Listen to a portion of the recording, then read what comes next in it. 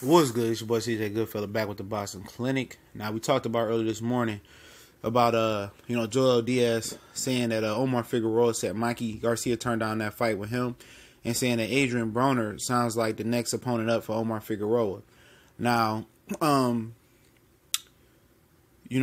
that's a good fight. That Omar was his mandatory at 135 pounds. Then Broner jumped up to 147 and fought was it Paulie Malignaggi? I think he fought. Yeah. Yeah, he fought Paulie. So I didn't never think we was gonna see this fight, and I just want to ask you guys, who y'all got, off rip. You can pause the video right now and comment in the comment section, or you can let me let me sway your mind, or taking my opinion on this fight for 1 minute.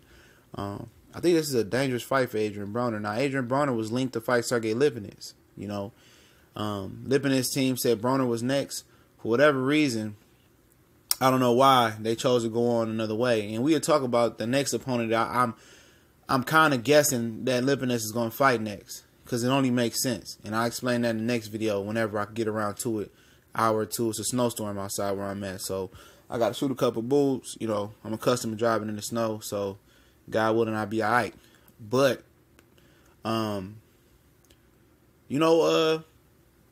this is an interesting fight. This is the end for Adrien Broner right here if he loses to Omar Figueroa. I don't think he's going to come back from this end. Before we get into sizing it up, Adrien Broner has been in trouble with the law once again. We talked about way back a few months ago when he cracked the dude's jaw on the Vegas Strip. Now I come back to haunt him. Vegas sends out some warrant because he fails to appear in court. Said it was a misunderstanding. Then we reacted to the rap bit. The rap he rapped over the TK, a guy right outside of Arlington, Texas. I don't know if you guys heard the song "The Race." Talked about robbing and beating cases. And if he didn't beat the case, he was going to do the race on the police. And Broner said, they're trying to get me for 9 counts. I'm lying straight to the judge's face. Fuck Nevada, I ain't going back to that state. Pretty much paraphrasing, but that's what he said. You feel me? And maybe Lipinets' team wanted to fight, or they was gonna fight in Vegas, and Broner can't go back to Vegas until he settles that issue. And clearly he's not focused. Clearly he's severely out of shape from what I seen. Pot belly, partying, and I understand that he's focused on promoting boxers. He tried to recruit Willie Monroe Jr. and another prominent boxer that just keeps slipping my mind. I can't remember who it was. But, About Billions Promotion is trying to be, a real player in the boxing promoting business. Of course, powered by Al Heyman.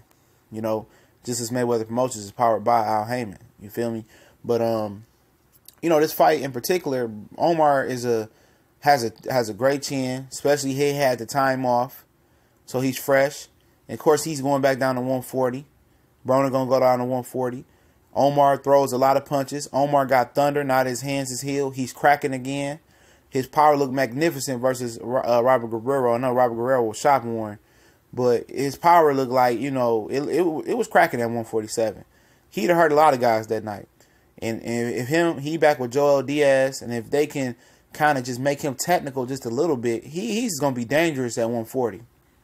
Mark my words. If he cracking like that, he going to be dangerous. If his hands can hold up, he going to be dangerous. But Broner, he can't handle volume. We've seen that. And obviously he's not in there, perfecting his craft in the gym. He's at parties with OT Genesis and Javante Tank Davis, chilling with Playboy Cardi on Instagram, at parties with bottles in his hand. I couldn't pick him. I couldn't pick him versus a lot of guys, at the 140-pound and 147-pound division. This dude don't care about boxing. And Omar Figueroa, God willing, if his hands can stay healthy, he can stay healthy. I understand that he don't have the greatest defense.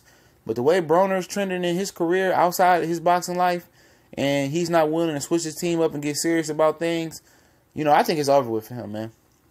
And it's funny, like him and Robert Reisha Jr. hang out a lot, but Robert Reisha Jr.